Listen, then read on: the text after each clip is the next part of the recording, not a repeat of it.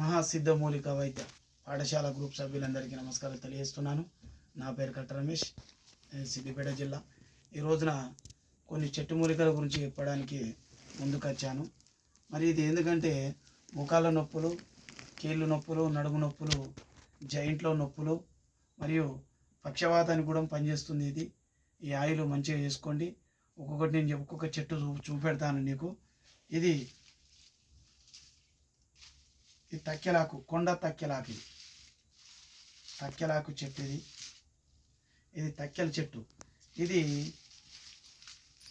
1/4 kilo పసర, అంటే 1/4 kilo ఆకులు పసర కొట్టి, దీని పసరన్నా ఆకులైనా పర్వాలేదు.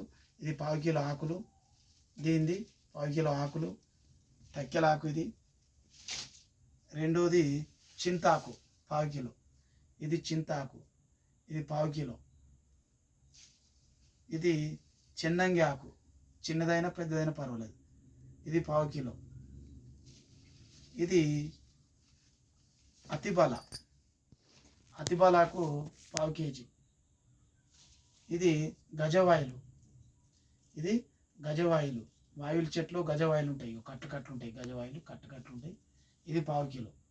ఇది ఒక్కటి గజవాయిలు 1/4 కిలో. 2 అతిబల, చెన్నంగి 3, చింతాకు 4, తక్కెలాకు 5.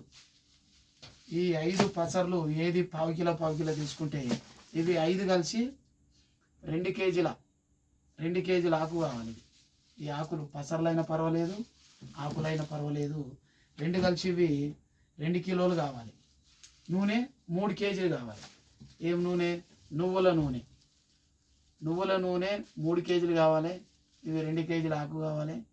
వేసేసి మంచిగా ఒక ముకుడు పెట్టి, ఆ ముకుడులో ఆయిల్ పోసేసి చిన్నని మంట మీద ఈ ఆకులు ఎర్రగా అయ్యేటట్టు బాగా కాచాలి.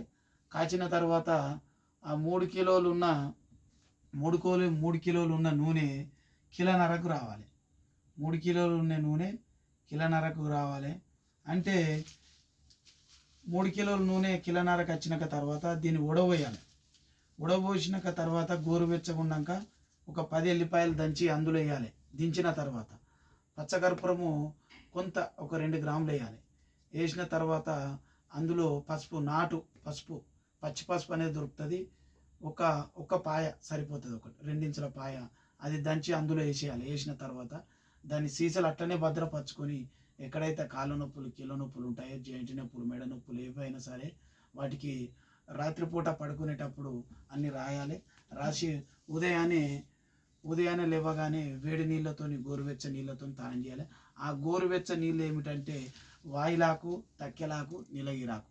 వాయిలాకు, తక్కెలాకు, నీలగిరాకుతోని గింత ఆకు కలిసి ఆ నీళ్ళలో వేసినట్లయితే ఆ తెల్లగా ఉన్న నీళ్ళు గ్రీన్ పచ్చగా అయినాక ఆ నీళ్ళతో కడుక్కొని రావాలి.